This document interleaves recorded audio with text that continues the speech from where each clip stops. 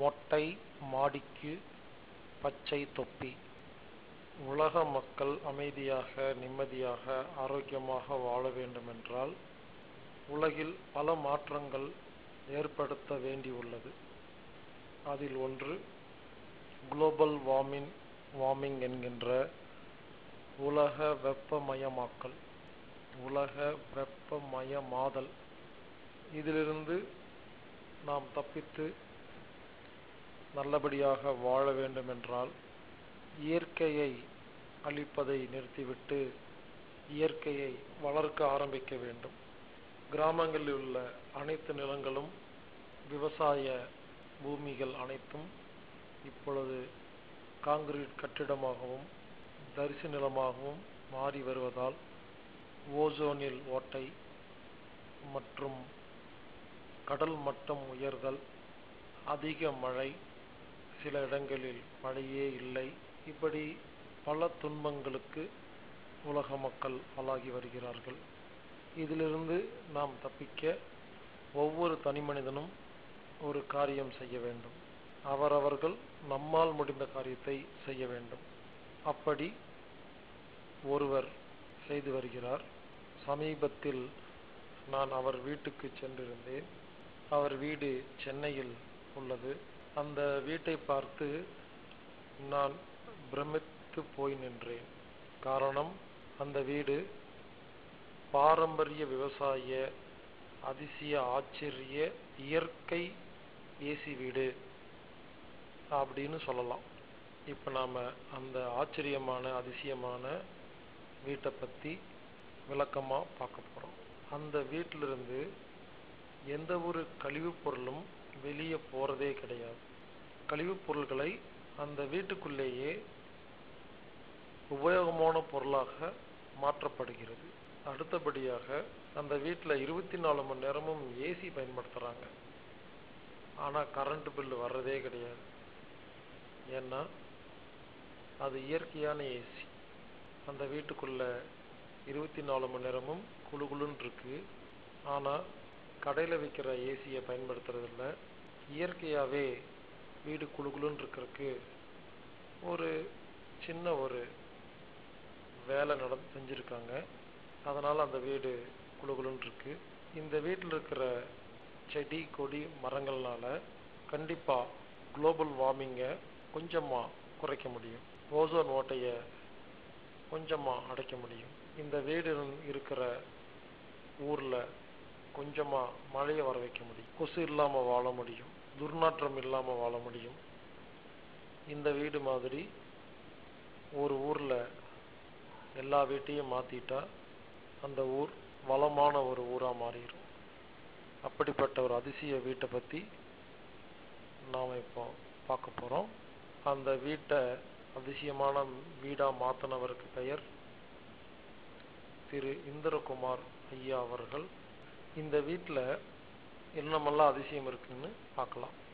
முதல் அதிசயம், வீட்டில் பயன்படுத்துகிற இந்த சோப்பு தண்ணி இருக்கு இல்லைங்களா, பாத்திரம் கழுவுறது, துவைக்கிறது, இது போன்ற சோப்பு தண்ணியை ஒரு இடத்துல கட்டமாக ஒரு மண்ணில் விடுறாரு. அந்த இடத்துல நீர் சோம்பு, கல் வாழை போன்ற செடிகளை வச்சிருக்கிறார். இது என்ன பண்ணுதுன்னா, அந்த சோப்பை உறிஞ்சு அது மூலியமா உயிர் வாழ்ற தாவரம். அப்போ நம்ம வீட்டில் தாவரம் வளர்த்த மாதிரியாச்சு, சோப்பு தண்ணி உறிஞ்ச மாதிரியாச்சு. இந்த சோப்பு தண்ணி வீட்டிலேருந்து வெளியே போகாதனால, வெளியே சாக்கடையில் நம்ம வீட்டிலேருந்து எந்த ஒரு கழிவும் போகாதனால ஊரெல்லாம் நிம்மதியாக வாழ்வாங்க. அந்த மாதிரி ஒரு அமைப்பு இந்த வீட்டில் இருக்குது. அப்போ நாம் சோப்பு தண்ணியை நம்ம வீட்லேயே சுத்தம் பண்ணிடுறோம். ஏன்னா சோப்பு தண்ணியை இந்த 2 தாவரங்களும் சாப்பிட்ருக்கு. தாவரங்களுக்கு உணவாச்சு, நமக்கு குப்பையை சுத்தம் பண்ணியாச்சு. அடுத்தது, சமையல் கழிவுகளை இந்த வீட்டிலேருந்து வெளியே போகிறதில்ல. அதாவது சமையல் கழிவுன்னா காய்கறி வெட்டினது, வெங்காயம் உரிச்சது, இந்த மாதிரி சமையல் செய்யும் பொழுது வர கழிவுகள் எதுவுமே இந்த வீட்டை விட்டு வெளியே போகாம உள்ளேயே உரமா மாத்துறாங்க. அது எப்படி செய்யறாங்கன்னா, சமையல் கழிவுகளை போடுறதுக்குன்னு ஒரு தொட்டி இருக்கு. அந்த தொட்டியில சமையல் கழிவுகளை போட்டுட்டு அதுக்கு மேல காய்ந்த சாணிய லேசா தூவி விடுறாரு. சமையல் குப்பைகளை சாதாரணமா ஒரு இடத்துல வச்சா அதுல இருந்து கெட்ட வாசம் வரும், கொசு வரும். ஆனா காய்ந்த சாணிய லேசா தூவி விட்டா அது உரமா மாறுது. அது கெட்டு போகாம கெட்ட வாசம் வர்றதும் இல்லை, கொசு வர்றதும் இல்லை. அப்ப நாம இனிமேல் நம்ம வீட்டு சமையல் கழிவுகளை நாம் உரமா மாத்திடுறோம். அப்போ உரம் வாங்குற செலவு மிச்சம், கழிவுகள் வீட்டை விட்டு வெளியவும் போகல. இதற்கு ஒரு உதாரணம், நம்ம வீட்டுல ஒரு டம்ளர் பாலை அப்படியே வச்சிருந்தா அது கெட்டு போகும். ஆனா ஒரு டம்ளர் பாலுல ஒரே ஒரு துளி தயிரை ஊத்தி வச்சுட்டா அது கெட்டு போகாம தயிரா மாறிடும். இதே மாதிரி எப்பவுமே ஒரு கழிவுல எதையாவது லேசா கலந்தா அந்த கழிவு இன்னொரு பொருளா மாறும் பொழுது அது கெட்டு போகாம பாதுகாக்க முடியுங்கிறது ஒரு தத்துவம். இந்த தத்துவத்தை பயன்படுத்தி நாம் என்ன பண்ண போறோம், இனிமேல் நம்ம சமையல் கழிவுகளை காய்ந்த சாணியை தூவுறது மூலியமாக உரமாவும் மாத்திரலாம். வீட்டை விட்டு வெளியே போக வேண்டிய அவசியம் இல்லை, கெட்ட வாசம் வராது, கொசும் வராது. இந்த மாதிரி செய்யறதுனால நமக்கு லாபம் கிடைக்குது. அடுத்தது ஓப்பன் கழிவுகள், அதாவது வெளியிருக்கும் கழிவுகள். மரம், செடி, கொடியிலிருந்து விழுகிற இலைகள், காய்ந்த இலைகள், இந்த மாதிரி நம்ம வீட்டை சுத்தி இருக்கிற பூ, பழம், காய்கறி எல்லாம் கீழே விழுந்திருக்கு இல்லைங்களா, அதையெல்லாம் டெய்லி பெருக்கி கொண்டு வந்து அதை ஒரு இடத்துல கொட்டி அதுக்கு மேல ஈரமான சாணிய தெளிச்சு விடுறாரு. அதாவது ஈரமான கழிவுக்கு மேல காஞ்ச சாணி, காஞ்ச கழிவுக்கு மேல ஈரமான சாணி. இந்த ஈரமான சாணியை லேசா தூவி விட்டா இது உரமா மாறுது. ஒருவேளை தூவி விடலைன்னா வெயிலுக்கு சூரிய வெளிச்சம் அந்த காஞ்ச குப்பைகள் மேல படும் பொழுது அது உள்ள சத்தெல்லாம் சூரிய வெளிச்சத்தில் ஆவியாயிரும். இதே நாம ஈரமான சாணியை லேசா தூவி விட்டா அதுல இருக்க சத்துக்கள் ஆவியாகாம அது உரமா மாறுது. அப்ப இனிமேல் நாம நம்ம வீட்டு காய்ந்த குப்பைகளை வெளியே தூக்கி வீசாம உரமா மாத்துறதுக்கு ஒரு அருமையான ஐடியா கிடைச்சிருச்சு. அதே மாதிரி தேங்காய் மட்டைய தலைகீழா திருப்பி அவர் வீட்டில் இருக்கிற எல்லா இடங்கள்லையும், அதாவது வீட்டை சுற்றி இருக்கிற எல்லா மண்ணிலையும் கவுத்தி வச்சிருக்கிறார். இதனால என்ன லாபம்னா, மண்ணுடைய ஈரம் காப்பாற்றப்படுது. சூரிய வெளிச்சம் நேரா நம்ம வீட்டை சுத்தி இருக்கிற மண் பகுதியில படாம இந்த தேங்காய் மட்டையோட மேல் பகுதியில படுறதுனால சூரிய வெளிச்சம் மண்ணில் இருக்கிற ஈரத்தை உரியறது இல்லை. அதே சமயத்துல சூரிய சக்தியும் மண்ணுக்கு கிடைக்குது. இது ஒரு அருமையான திட்டம். அதனால இனிமேல் நம்ம வீட்லயும் தேங்காய் மட்டைய தலைகீழா திருப்பி மண்ணு மேல வச்சிட்டோம்னா ஈரம் காப்பாற்றப்படும். அதனால நமக்கு மண்ணுக்கு தினமும் தண்ணி ஊற்ற வேண்டிய வேலை கிடையாது. மண்புழு வளர்த்தல். இவர் வீட்டுல ஆயிரக்கணக்கான மண்புழுக்களை வளர்த்திட்டு இருக்கிறார். ஆரம்பத்துல யாருக்கிட்டயோ ஒரு 4 மண்புழோ 10 மண்புழுவோ விலைக்கு வாங்கிட்டு வந்தாராமா. இந்த மண்புழுக்களை வளர்த்து வளர்த்து வளர்த்து இப்போ ஆயிரக்கணக்கான மண்புழுக்கள் வச்சிருக்கிறாரு. இது வெளியே மற்றவங்களுக்கும் கொடுத்துட்டு இருக்கிறாரு. மண்புழு வளர்த்தல் அப்படிங்கிற அந்த கலையை இவர் மற்றவங்களுக்கெல்லாம் கற்றுக் கொடுக்கிறாரு. அதனால நாம அவர்கிட்ட போய் இந்த மண்புழுவை எப்படி வளர்க்குறதுன்னு கற்றுக்கிட்டோம்னா நம்ம வீட்லேயும் வளர்க்கலாம். மண்புழு இருக்கிற இடத்துல கொசுவே வராது. நம்ம வீட்டிலையெல்லாம் ஏகப்பட்ட கொசு வருது இல்லையா? ஏன்னா நம்ம வீட்டை சுற்றி எங்கேயுமே மண்புழு கிடையாது. மண்புழு இருந்தால் இந்த கொசுவோட முட்டையெல்லாம் இந்த மண்புழு சாப்பிட்ரும். அப்போது கொசு வரக்கு வாய்ப்பே கிடையாது. நம்ம வீட்டில் மண்புழு வளர்க்கும் பொழுது இனி நம்ம கொசு தொல்லைக்கு ஆளாகாமல் நிம்மதியாக தூங்க முடியும். இந்த மண்புழுக்களை எப்படி வளர்க்குறதுன்னு அவர்கிட்ட நேரடியாக போனோம்னா சொல்லி கொடுக்குறாரு. ரொம்ப சுலபமாக இருக்குது. நாமளே வீட்டில் மண்புழு வளர்க்கலாம். சொட்டு நீர் சட்டி. நம்ம செடி கொடி மரத்துக்கெல்லாம் சாதாரணமாக நிறைய தண்ணி விட வேண்டியது இருக்குது. இப்போ தண்ணி பிரச்சனை நிறையா இருக்கிறதுனால நம்மளால் குடிக்கிறதுக்கே தண்ணி கிடைக்காத நாம் வீட்டை சுற்றி மரம் செடி கொடியெல்லாம் வளர்த்தா இதுக்கு எப்படி தண்ணி விடுறதுன்னு பல பேர் இந்த செடி கொடி மரங்களை வளர்க்குறதே இல்லை. அதுக்கு ஒரு அருமையான திட்டம். மண்பானையை மண் மேலே வச்சு அதுக்கு கீழே சின்னதாக ஒரு ஓட்டையை போட்டு அதில் தண்ணி ஊற்றி வச்சுட்டா இந்த மண்பானையிலிருந்து ஒவ்வொரு சொட்டா மண்ணுக்குள்ளே இறங்கும்போது ஒரு நாள் ஃபுல்லாக காலையிலேருந்து நைட் வரைக்கும் அந்த மண்ணுக்கு தண்ணி ஊற்றின மாதிரி ஆச்சு. அப்போது அதிகமாக தேவைப்படாது. இதுவே சாதாரணமாக அந்த இடத்துல ஒரு 15 பானை தண்ணி ஊற்ற வேண்டிய இடத்துல இந்த மாதிரி சொட்டு நீர் மண்பானை அப்படிங்கிற திட்டத்தை நாம் செயல்படுத்துறது மூலியமாக ஒரு மண்பானை தண்ணி இருந்தால் போதும். அது ஒரு நாள் ஃபுல்லாக அந்த மண்பானையை சுற்றி பல ஏரியாவை அது கவர் பண்ணிக்கும். அப்போ நமக்கு தண்ணியோட தேவை ரொம்ப கம்மியாக இருக்கு. இந்த திட்டத்தை இவர் வீட்டில் பயன்படுத்திட்டு இருக்கிறாரு. சொட்டு நீர் உரம். அதாவது அதே மாதிரி உரம் கூட இவர் வீட்டில் மொத்தமாக மண்ணில் தூவுறதில்லை. ஒரு மினரல் வாட்டர் பாட்டத்தை கீழ்ப்பகுதியை வெட்டிட்டு தலைகீழாக கவுத்து மண்ணுக்குள்ளே புதைச்சி வச்சிருக்காரு. அந்த பாட்டிலில் உரத்தை ஊற்றி வச்சிருக்காரு. இந்த உரம் என்ன பண்ணுது? கொஞ்சம் கொஞ்சமாக ஒவ்வொரு சொட்டா மண்ணுக்குள்ளே இறங்கிட்டு இருக்கிறதுனால இதை சொட்டு உரமாக போகிறதுக்கு ஒரு அருமையான திட்டமாக இருக்குது. அதனால் நம்ம தினமும் உரம் போட வேண்டியதில்லை. அந்த உரம் கொஞ்சம் கொஞ்சமாக அந்த மண்ணை எடுத்துக்குது. இந்த மாதிரி ஒரு திட்டத்தை இவர் வீட்டில் வச்சிருக்கிறாரு.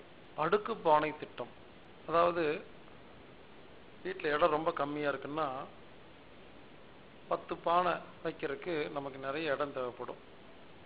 10 ஸ்கொயர் ஃபீட் தேவைப்படும்.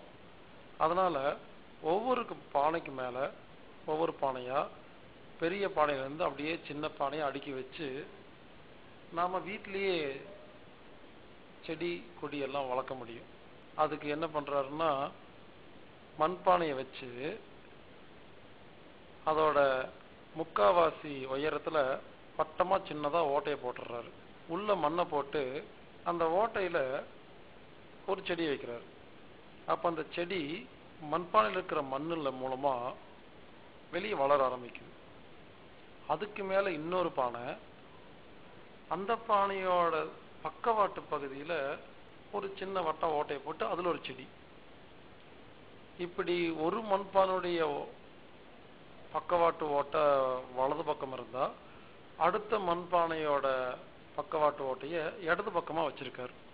அப்போது ஒவ்வொரு செடியும் இடிக்காமல் இருக்கிறதுக்காக இப்படி ஒரே இடத்துல ஒரு அடிக்கு ஒரு அடி இடத்துல நம்ம 15 மண்பானை 10 மண்பானையை அடுக்கி வச்சோம்னா அதே இடத்துல 15 விதமான செடியை வளர்க்க முடியுது. அப்போ நமக்கு இடம் கம்மியாகுது. இது நம்ம வீட்டை சுற்றி எங்க இருக்கிற இடத்துல வைக்கலாம், இல்லைன்னா மொட்டை மாடியில் வைக்கலாம், வராண்டாவில் வைக்கலாம். இப்படி வைக்கிறதுனால செடி வளர்த்த மாதிரியாச்சு, இடம் ரொம்ப கம்மியாக இருந்தால் போதும். இந்த மாதிரி அடுக்குப்பானை திட்டத்தை இவர் வீட்டில் போனால் நீங்கள் அதை மாடல் பார்க்க முடியும். உரம் தயாரிக்கிறது எப்படி அப்படிங்கிறது இவர் சொல்லி கொடுக்குறாரு. நம்ம வீட்டில் பயன்படுத்துகிற கழிவுப் பொருளான முட்டை ஓடு, நண்டு ஓடு, எறாத்தோல், மீன் முள்ளு, இந்த மாதிரி பல பொருட்களை வச்சு எப்படி உரம் தயாரிக்கிறது அப்படின்னு விரிவா சொல்லி கொடுக்குறாரு. உடனே பல பேர், நாங்க வெஜிடேரியனுங்க, நீங்க சொல்ற ஐட்டம் எல்லாம் நான் வெஜிடேரியன் இருக்கு அப்படின்னு சொன்னீங்கன்னா, பக்கத்து வீட்டுக்காரங்க கண்டிப்பா யாராவது ஒருத்தர் நான் வெஜிடேரியன் இருப்பாங்க. அவங்க கிட்ட சொல்லி, நீங்க சாப்பிட்டுட்டு சிந்துறது செதறது எல்லாம் எங்களுக்கு கொடுங்க அப்படின்னு சொன்னா அவங்க கிட்ட இருந்து நம்ம வாங்கிக்கலாம். இப்படி இந்த மாதிரி கழிவுப் பொருட்களை வச்சு ஒரு உரத்தை தயாரிக்கிறதுக்கு சொல்லி கொடுக்குறாரு. அந்த உரம்ங்கிறது ஒரு தண்ணி மாதிரி, ஆயில் மாதிரி இருக்குது.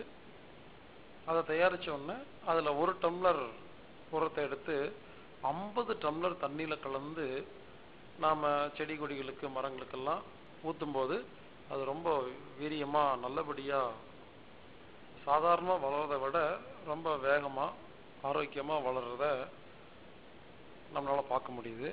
இந்த உரத்தை ஒருவேளை தண்ணி கலக்காம ஊத்திட்டா ஒரே நாள்ல எல்லா செடியும் கருகி போயிருன்னு சொல்றாரு. அதனால இந்த உரத்தை பயன்படுத்துறது அவர்கிட்ட கொஞ்சம் விளக்கமா கத்துக்கிட்டு அதுக்கப்புறம் பண்ணா ரொம்ப நல்லது. நம்ம வீட்டுல செடியெல்லாம் வளர்த்தோம்னா பல நேரங்கள்ல இந்த எலி தொல்லை தாங்க முடியாது. எலி, பெருச்சாலி இதெல்லாம் கடிச்சு செடிகளை சேதாரப்படுத்திடும். அதுக்காக ஒரு ஐடியா, கிளாடியா அப்படிங்கிற ஒரு செடியை வளர்த்தலாம். அப்படி நம்ம கிளாடியா அப்படிங்கிற செடியை வீட்டில் பல இடங்கள்ல வீட்டை சுற்றி வளர்த்துறதுனால அந்த வாசத்துக்கு எலிகள் அந்த பக்கம் வரவே வராது. அது பக்கத்து வீட்டுக்கு போகும், ரோட்டுக்கு போகும், நம்ம வீட்டுக்குள்ள வராது. வராமல் இருக்கணும்னா கிளாடியா அப்படிங்கிற செடியை வளர்த்தலாம். அதே மாதிரி இந்த வீட்டில் சீவேஜ் டேங்க், அதாவது மலக்கழிவு தொட்டி இருக்கிற தண்ணியை இவர் வெளியே அனுப்புறதே இல்லை. நம்ம வீட்டில் 3 மாசத்துக்கு ஒருக்கா 6 மாசத்துக்கு ஒருக்கா அந்த மலக்கழிவு தண்ணி எடுக்கிறதுக்கு ஒரு லாரியை கூப்பிட்டா அதுக்கு 1000 ரூபாய் 2000 ரூபாய் கொடுத்து எடுத்துட்டு போவாங்க. இந்த வேலையெல்லாம் இந்த வீட்டில் கிடையாது. ஏன்னா இந்த மலக்கழிவு இருக்கிற தொட்டியில இவர் ஒரு பவுடரை போடுறாரு, அதாவது பாக்டீரியா. அந்த பாக்டீரியா பவுடர் தொட்டியில கொட்டினோன்னு அந்த பாக்டீரியா பல வேலைகளை செஞ்சு அந்த மலக்கழிவுகளை கெட்ட வாசம் இல்லாம வச்சுக்குது. அப்போ அந்த தண்ணியை நாம எடுத்து நம்ம வீட்டை சுத்தி இருக்கிற செடி கொடி மரங்களுக்கெல்லாம் நாம ஊத்தும் பொழுது தண்ணி தட்டுப்பாடு வராது. அது ஒரு உரமாவும் வேலை செய்யுது. அதே சமயத்துல நம்ம கழிவு பொருட்களை வெளியேற்றுறதுக்கு பணம் செலவு பண்ண வேண்டிய அவசியம் இல்லை. ஒரே கல்லுல 3 மாங்காய். அந்த செடிகள்ல இருந்து வர பழங்கள், காய்கறிகளை நாம சாப்பிடலாம். உடம்புக்கு ரொம்ப நல்லது. ஆனா பல பேர்த்துக்கு மலக்கழிவு தண்ணியை ஊத்தின செடி கொடிகள்ல இருந்து வர காய்கறிகள், பழங்களை நாம எப்படி சாப்பிடுறது அப்படின்னு கேட்பாங்க. காய்கறி தான் மலமா மாறுச்சு, மலம் மறுபடியும் காய்கறியா மாறுது. இதை புரிஞ்சுக்கிட்டா அப்படியெல்லாம் ஒன்றும் கஷ்டம் தெரியாது. இந்த மலக்கழிவுகளை சுத்தம் பண்றதுக்கு ஒரு பாக்டீரியா போடுவார்னு சொன்ன இல்லைங்களா, அது சுமார் 250 ரூபாய் உள்ள ஒரு பாக்கெட். இந்த பாக்கெட்டை ஒரே ஒரு முறை வாங்கி அந்த மலக்கழிவு தொட்டியில போட்டுட்டோம்னா வாழ்நாள் முழுவதும் அது சுத்தம் பண்ணிட்டே இருக்கும் அப்படின்னு சொல்றாரு. அது அவர்கிட்ட கிடைக்குது. வேற வெளியே எங்கேயும் வாங்காதீங்க, பல பேர் இதை தவறா டூப்ளிகேட் தயாரிச்சு கொடுத்துட்டு இருக்காங்க அப்படின்னு சொல்றாரு. 250 ரூபா தானே, ஒரு முறை வாங்கினா போதும் இல்லையா?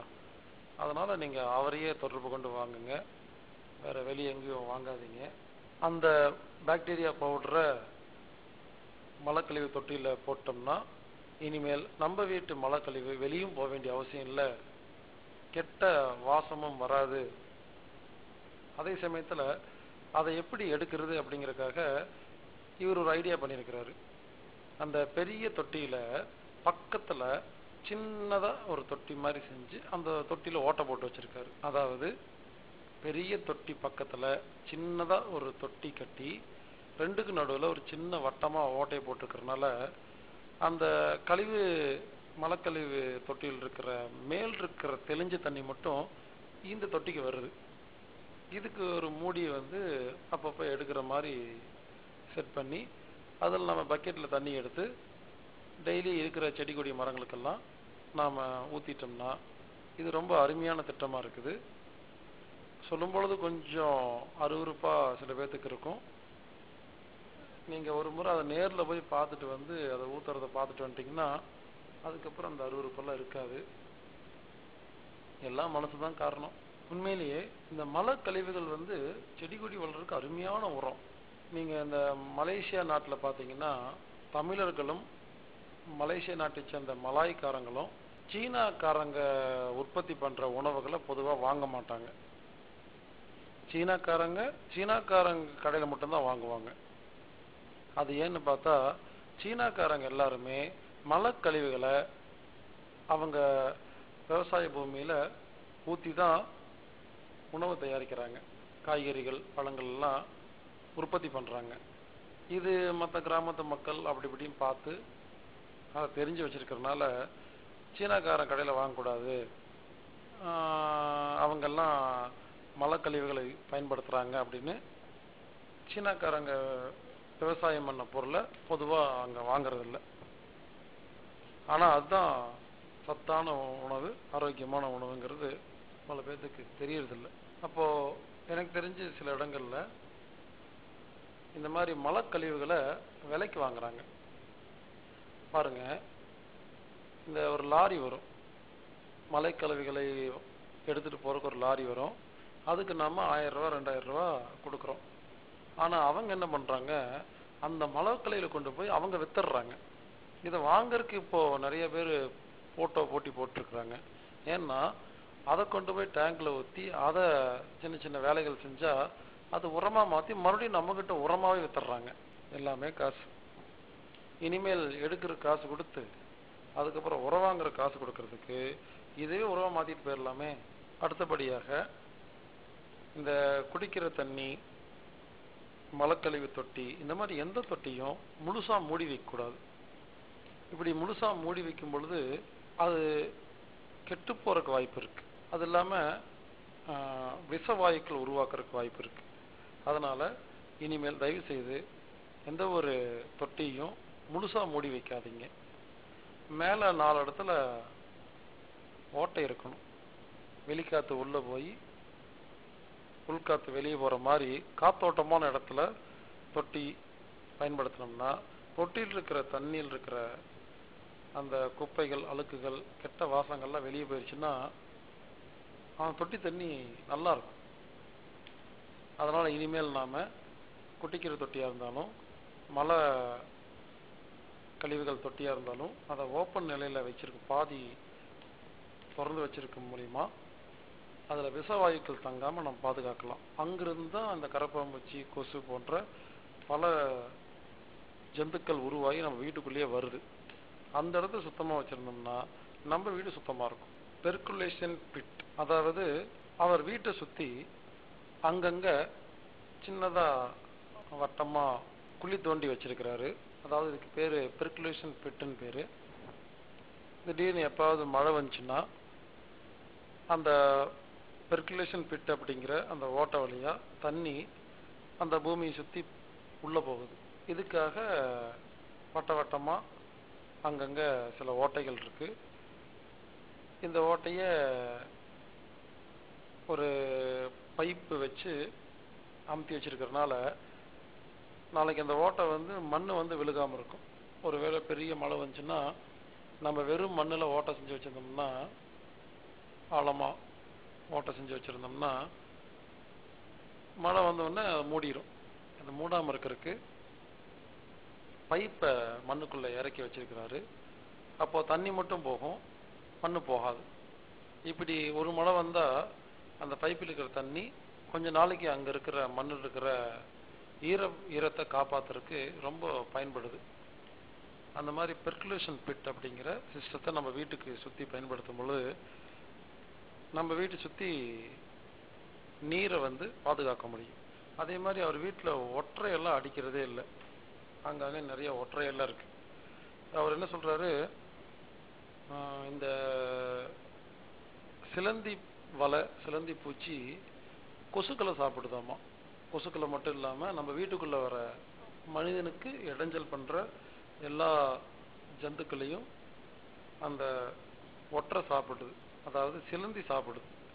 அதனால் ஒற்றை அடிக்காதீங்க அப்படின்னு சொல்கிறாரு. ஏன்னா ஒற்றை பார்க்கறதுக்கு அசிங்கமாக இருந்தாலும் அது மனிதனுக்கு நல்லது பண்ணுது அப்படின்னு சொல்கிறாரு.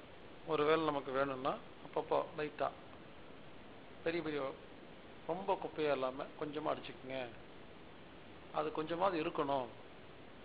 அது இருந்தால் தான் நம்ம வீட்டுக்குள்ளே ஆரோக்கியமாக இருக்க முடியும், கொசுவே வராது அப்படின்னு சொல்கிறாரு. அதனால் நாமளும் இனிமேல் ஒற்றை அடிக்காமல் ஜாலியாக வீட்டை வச்சுருப்போம். ஏன்னா இந்த கொசு கடிக்குது இல்லைங்களா, அதை சரி பண்ணுறதுக்கு நம்ம என்ன வேணாலும் பண்ணலாங்க. பாவம் சிலந்தி அது பாட்டுக்கு நம்ம ஏரியாவுக்கு வர்றதே இல்லை. அது பாட்டுக்கு வீட்டோட கூரையில் அது பாட்டுக்கு அங்கே இருக்குது. நம்ம பாட்டுக்கு கீழே இருக்க வேண்டியதானே. நம்மளால அதுக்கும் டிஸ்டர்பன்ஸ் இல்லை, அதனால நமக்கும் டிஸ்டர்பன்ஸ் இல்லை. ஆனால் அந்த கொசுனால தான் நமக்கு ரொம்ப இடைஞ்சலாக இருக்குது. அதனால் இந்த கொசுவோட எதிரியான சிலந்தியை நம்ம வீட்டுக்குள்ளே வச்சுருப்போம். கொசுவத்தி, இந்த லிக்விடு ரீப்பெல்லண்ட் இதெல்லாம் வாங்குறதுக்கு பொதுவாக இந்த சிலந்தியாவது வளர்த்தி வைக்குமே, நம்ம ஆரோக்கியத்துக்கு தானே. யோசிச்சு பார்ப்போம், செயல்படுத்துவோம். அதே மாதிரி அவர் வீட்டில் மொட்டை மாடியில் மதில் சுவர், அதாவது பேரப்பட்ட வால்னு சொல்லுவாங்க, அந்த சுவரெல்லாம் 2 அடிக்கு 2 அடி தொட்டி மாதிரி கட்டி வச்சிருக்கிறாரு. அதில் மண்ணை போட்டு அதில் பலவிதமான செடிகள், கொடிகள் எல்லாம் வளர்த்தி வச்சிருக்காரு. அப்போது அந்த செடி கொடியினால என்னென்ன லாபம்னா, அந்த வீடு குளுகுளுன்னு இருக்கும். ரெண்டாவது, நமக்கு வேணுங்கிற மூலிகையெல்லாம் வீட்டுக்கு மொட்டை மாடியில் வளர்த்திருந்தா வேணுங்கும் போது எந்தெந்த மூலிகை வேணுமோ எடுத்துக்கலாம். கீழாநெல்லி, கரிசலாங்கண்ணி, வெட்டி வேறு, இந்த மாதிரி எல்லா வகையான மூலிகை சம்பந்தப்பட்ட செடிகளையும் நம்ம வளர்த்தலாம். அடுத்த ஒரு மிகப்பெரிய ஒரு லாபம் என்னன்னா, மழை வரும் பொழுது இத்தனை செடி மேலேயும் தண்ணி பட்டு அந்த மூலிகை தண்ணி மொட்டை மாடியில் அது கீழே வரும்போது அந்த தண்ணியை நாம் எப்படி பயன்படுத்துறதுன்னு பயன்படுத்திக்கலாம். அதனால் இனிமேல் நாம் மொட்டை மாடி மதில் சுவரை செடி வளர்த்துற தொட்டியாக பயன்படுத்தும் பொழுது நமக்கு ரொம்ப உபயோகரமாக இருக்குது. ஆகாய விவசாயம், அதாவது ஸ்கை ஃபார்மிங் அப்படிங்கிற பேரில் ஒன்று பண்ணியிருக்காரு. அதாவது ஒரு 10 அடிக்கு ஒரு பைப்பை மொட்டை மாடியில் நிற்க வச்சிருக்காரு. அந்த பைப்பில் அங்கங்கே வட்ட வட்டமாக ஓட்டை போட்டிருக்காரு. அந்த பைப்பு முழுவதும் மண் நிரப்பியிருக்கிறாரு.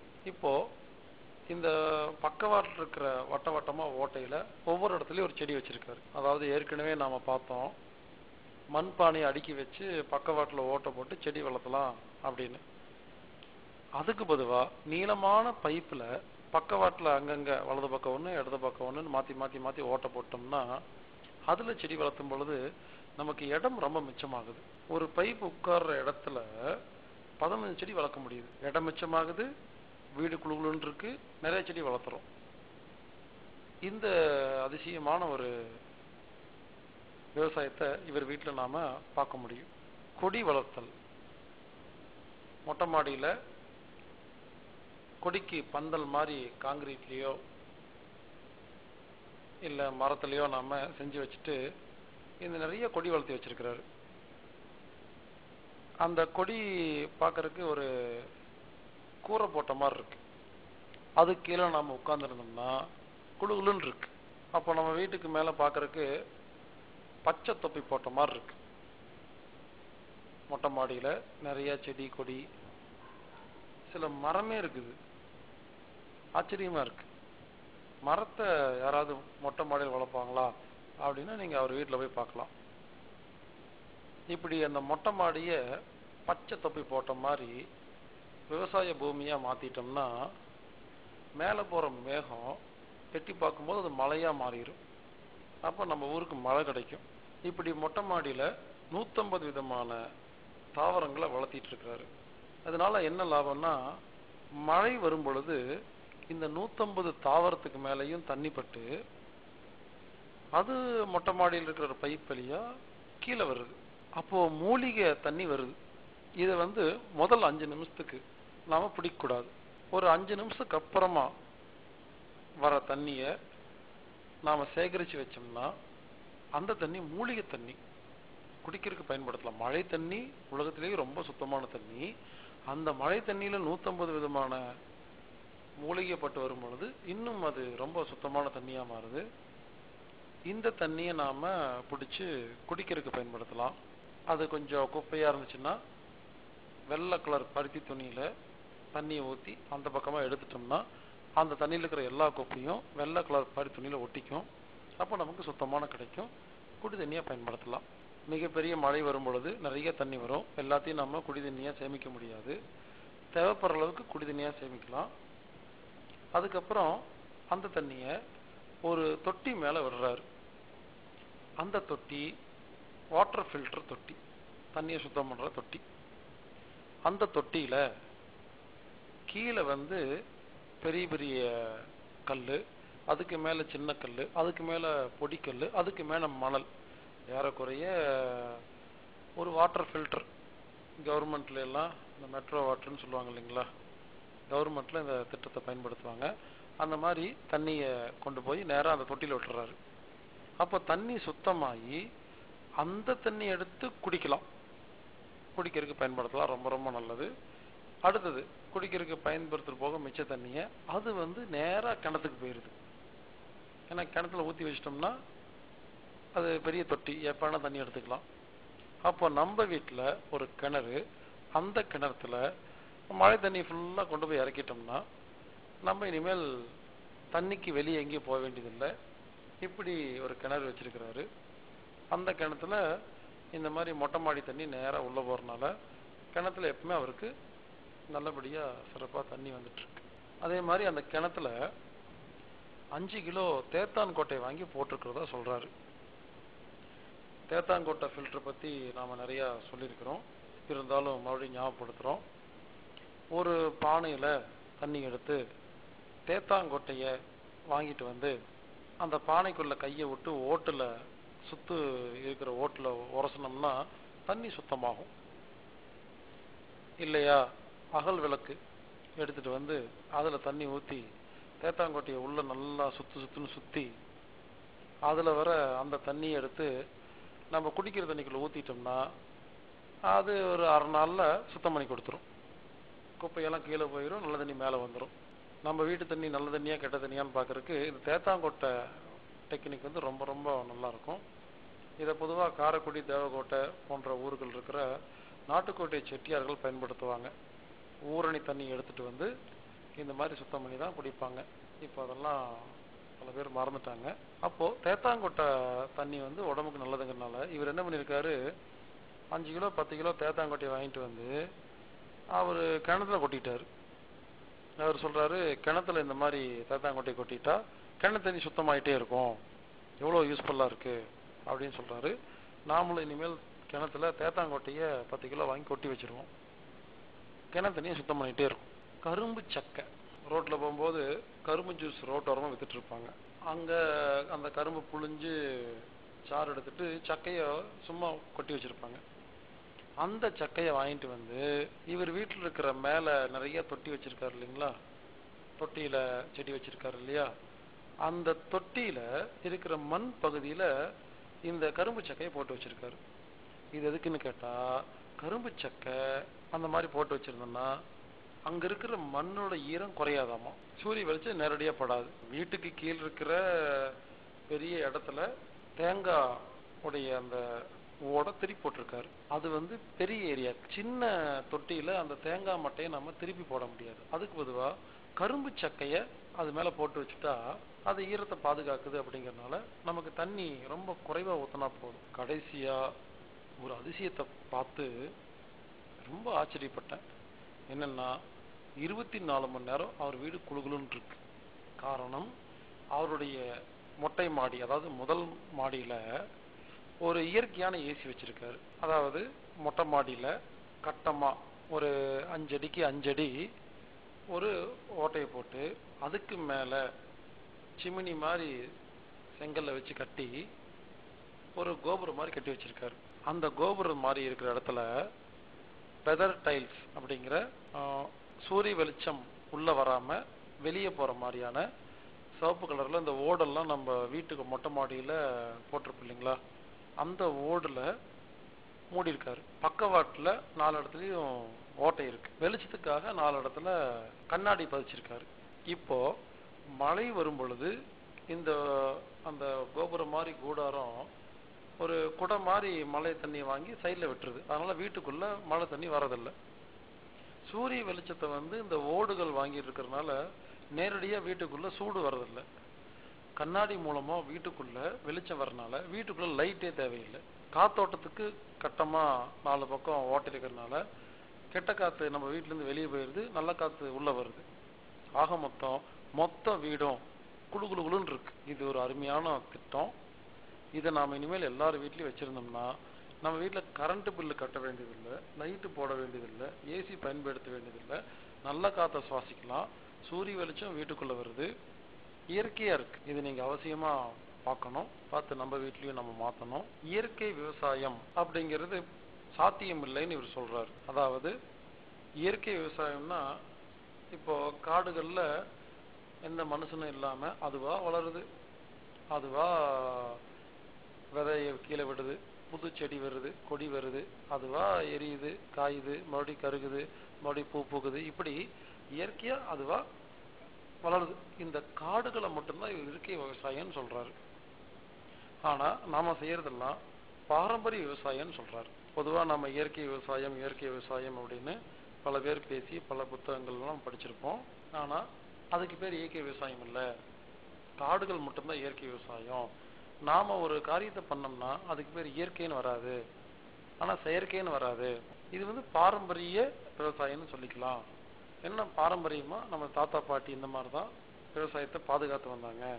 இப்ப இருக்கிற பூச்சிக்கொல்லி மருந்துகள், உலக அரசியல், உலக வியாபாரம், இந்த மாதிரி பூச்சிக்கொல்லி மருந்துகளை கொடுத்து உரங்களை கொடுத்து பொதுமக்களை ஏமாத்தி நிலத்தை பாலடிச்சிட்டு வராங்க. அதனால அது செயற்கை விவசாயம், காடு இயற்கை விவசாயம். இப்ப நாம பண்ணிட்டு இருக்கிறது பண்ண போறது பாரம்பரிய விவசாயம் தான் சொல்லணும் அப்படின்னு சொல்றாரு. ஒரு விதத்துல பார்த்தா அவர் சொல்றது ரொம்ப நியாயமா இருக்குது. இந்த மாதிரி ஒவ்வொரு வீடும் மாறினா எப்படி இருக்கும்? என்னமெல்லாம் லாபம்? முதல் லாபம், கரண்ட் பில்லு கட்ட வேண்டியதில்லை, கம்மியா வரும். 2வது லைட்டு போட வேண்டியதில்லை. 3வது சுத்தமான காத்து வீட்டுக்குள்ள வரும். வீடு எப்பவுமே குளுகுலுன்னு இருக்கும். மொட்டை மாடியில பச்சை தொப்பி போட்டு வச்சா மேகம் மழை பொழியும். அப்ப நமக்கும் நல்லது, ஊருக்கும் நல்லது. நமது வீட்டு எந்த கழிவும் வெளியே போறதே இல்லை. அதனால கவர்மெண்ட்டுக்கு நல்லது, ஊருக்கு நல்லது. நாம உரங்கள் கடையில காசு கொடுத்து வாங்க வேண்டியதில்லை, பணம் மிச்சம். தண்ணி வெளியிருந்து காசு கொடுத்து வாங்க வேண்டியதில்லை, அதுக்கு பணம் மிச்சம். நம்ம வீட்டிலேயே நிறைய மூலிகைகள் கிடைக்கிறதுனால மூலிகைக்கு செலவாகிறது மிச்சம். மருந்து மாத்திரைக்கு பதிலா மூலிகை சாப்பிட்டுக்கலாம். மூலிகை காத்து உடம்புக்கு ரொம்ப ரொம்ப நல்லது. ஊர்ல எவ்வளவு டிகிரி வெயில் இருந்தாலும் நம்ம வீடு மட்டும் குளுகுலுன்னு இருக்கும். சந்தோஷமா இருக்கலாம், ஆரோக்கியமாக வாழலாம். அடுத்து ஓசோன் ஓட்டை அடைக்கிறதுக்கு நம்ம பங்குக்கு ஒரு காரியம் பண்ணிட்டோன்னு திருப்தியா தூங்கலாம். குளோபல் வார்மிங் அப்படிங்கிற உலக வெப்பமாகுதல், அதை நம்ம பங்குக்கு நாம கொஞ்சம் சரி பண்ணியிருக்கோங்கும் போது நமக்கு சந்தோஷமா இருக்கும். நம்ம வீட்டு கிணத்துல எப்பவுமே தண்ணி இருக்கும், கொசுவும் வராது. இப்படி ஆயிரக்கணக்கான லாபங்கள். இதுக்கு நாம செய்ய வேண்டியது நம்ம வீட்டை பாரம்பரிய விவசாய வீடா மாற்றணும். மொட்டை மாடிக்கு பச்சை தொப்பி போடணும். இந்த வீட்டின் உரிமையாளர் இவ்வளவு பெரிய விஷயத்த சுலபமா செஞ்சுட்டு வீட்டுக்குள்ள சாதாரணமா இருக்கிற அவருடைய பெயர் திரு இந்திரகுமார் ஐயா அவர்கள். இவரை பார்த்து நம்ம பெருமைப்படணும். ஏன்னா நம்ம எல்லாருமே அவங்கவுங்க மனைவி, குழந்தை மற்றும் நமது வாரிசுகளுக்காக எல்லாரும் சம்பாதிக்கிறதுக்காக டெய்லி காலில இருந்து நைட்டு வரைக்கும் படாத பாடுபடுறோம். எதுக்கு தான் சம்பாதிக்கிறோன்னு தெரியல, எதுக்கு தான் ஓடுறோன்னு தெரியல. கடைசி எல்லாம் ஓடிட்டு நோய் அதுக்கு மருந்து மாத்திரை சாப்பிட்றதுக்கு, ஆப்ரேஷன் பண்றதுக்கு அந்த பணம் சரியா போயிடும். இப்படி ஊர் உலகத்துல பல பேர் ஓடிட்டு இருக்கும் பொழுது இப்படி ஒரு ஐயா ஒரு வீட்டுல இந்த மாதிரி ஒரு காரியத்தை செஞ்சுட்டு உட்கார்ந்துருக்காருன்னா இவருக்கு எவ்வளவு வருஷம் தேவைப்பட்டிருக்கும், எவ்வளவு ஆராய்ச்சி பண்ணியிருப்பாரு. அப்ப இந்த மாதிரி மனிதர்களை நாம் ஊக்குவிக்க வேண்டும், பாராட்ட வேண்டும், பெருமைப்படுத்த வேண்டும். ஏன்னா இவர் செய்யற காரியத்தினால நமது பேர குழந்தைகள் வாழ போறாங்க. இவர் வீட்டை மாத்தி வைக்கிறதுனால இவருக்கு மட்டும் லாபம் கிடையாது, பக்கத்து வீட்டுக்காரங்களுக்கு லாபம், யாருக்கும் லாபம். உதாரணமா பாத்தீங்கன்னா, இந்தோனேஷியாவில் காடு பத்திக்கிட்டு இருந்துச்சுன்னா மலேசியாவில் இருக்கிற கோலாலம்பூர்ல புகை வரும், ஆனா இந்தோனேஷியால புகை வராது. இந்த மாதிரி பல விஷயங்கள் இருக்கு. அதாவது ஒரு நாட்டுல மரம் வளர்த்தா வேற ஏதோ நாட்டுல மழை வரும். ஒரு நாடு காஞ்சி போனா வேறொரு நாட்டுல காஞ்சி போகும். இப்படி மிகப்பெரிய ஒரு ஆராய்ச்சி செஞ்சுதான் இப்ப பல நாடுகள் இன்னொரு நாட்டுல மரம் வளர்த்துறதுக்கு காசு கொடுக்குறாங்க. திருவாரூர் பகுதியில நிறைய காடுகள் இருக்கு. அதுக்கு காரணம் என்னன்னா, அங்க காடு இருந்தாதான் வேற ஒரு நாட்டுக்கு மழை வருமாமா. அப்ப அந்த நாட்டுக்காரன் நமக்கு காசு கொடுத்து நம்ம அரசியல்வாதிகிட்ட இந்த காடுகளை அழிக்காதீங்க, மெயின்டைன் பண்ணுங்கன்னு செலவு காசு கொடுக்கும். இப்படி ஜப்பான்ல மழை வேறணும்னா அவன் வேற நாட்டுல மரம் வளர்க்கணும். இப்படி ஒவ்வொரு நாடும் என்ன பண்றாங்க, அவங்க நாட்டுக்கு மழை வேணும்னா எந்த நாட்டுல மரம் இருந்தா வரும்னு கண்டுபிடிச்சு அந்த நாட்டுக்கு பணம் கொடுத்து மரம் வளர்க்கறதுக்கு ஊக்குவிக்கிறாங்க. அப்போ நம்ம வீட்டுல செடி மரம் எல்லாம் வளர்த்தி மொட்டை மாடியில பச்சை தொப்பி போட்டு இயற்கை பாரம்பரிய விவசாயத்தை வீட்டுல பண்ணிட்டு இருந்தா இது நமக்கு மட்டும் லாபம் கிடையாது, உலகத்துல யாராருக்கோ லாபம் கிடைக்குது. அதனால இந்த மாதிரி காரியம் செய்யற நல்லவர்களை, சமுதாயத்துக்கு காரியம் செய்யற யாரா இருந்தாலும் அவர்களுக்கு நாம் சல்யூட் அடித்து அவர்களை பெருமைப்படுத்தி அவர்கள் செய்யற காரியத்துக்கு நம்ம உதவி செய்யணும், இல்ல நாம செய்யணும். அதனால தயவு செய்து எல்லோரும் ஒரு முறையாவது சென்னையில் உள்ள அவர் வீட்டுக்கு நேரடியா போய் அந்த வீட்டில் இருக்கிற எல்லா விஷயங்களையும் ஒரு முறை பார்த்துட்டு வாங்க. பார்த்துட்டு வந்துட்டு அதே மாதிரி நம்ம வீட்டையும் மாற்றுவோம். ஒருவேளை உங்களுக்கு அதுக்கு நேரமோ வசதியோ இல்லைன்னா குறைஞ்சபட்சம் பார்த்துட்டு வந்து ஒரு 4 பேத்துக்கு சொல்லலாம் இல்லையா?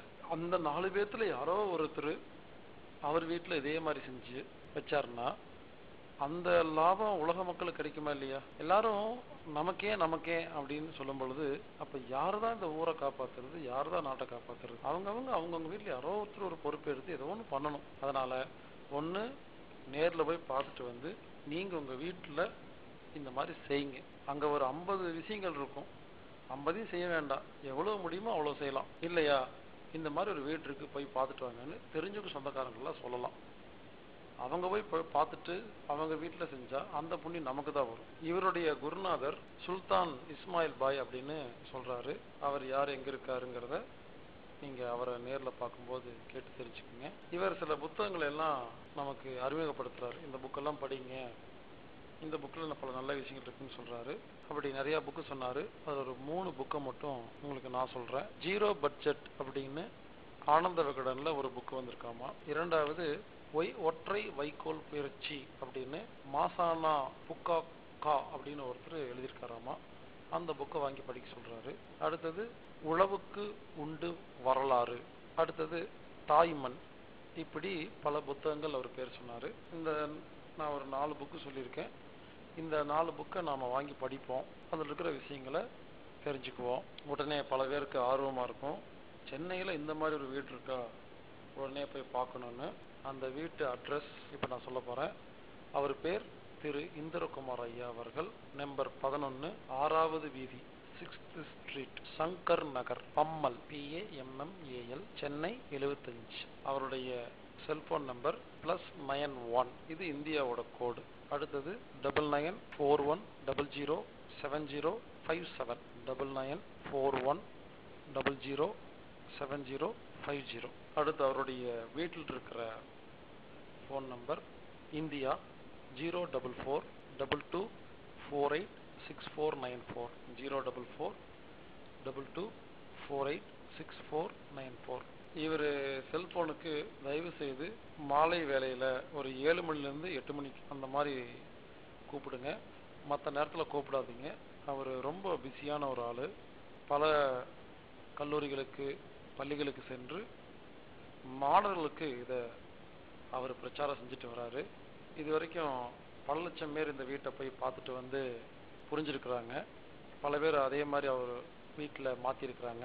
அதனால் போகிறதுக்கு முன்னால் இவர் ஃபோனில் அனுமதி வாங்கிட்டு அப்பாயின்மெண்ட் வாங்கிட்டு அதுக்கப்புறம் போங்க.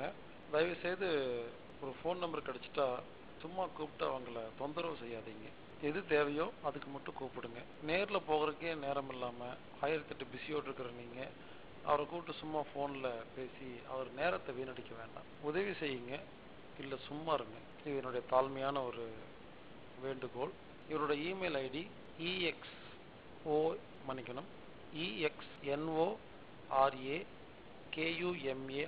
exnomar@rediffmail.com. இதுக்கு மெயில் அனுப்பிச்சா இவர் பதில் சொல்லுவார். வெப்சைட்டில் பல விஷயங்கள் கொடுத்துருக்காங்க. இவருடைய வெப்சைட் www.homexnora.org. மறுபடியும் சொல்கிறேன், www.homexnora.org.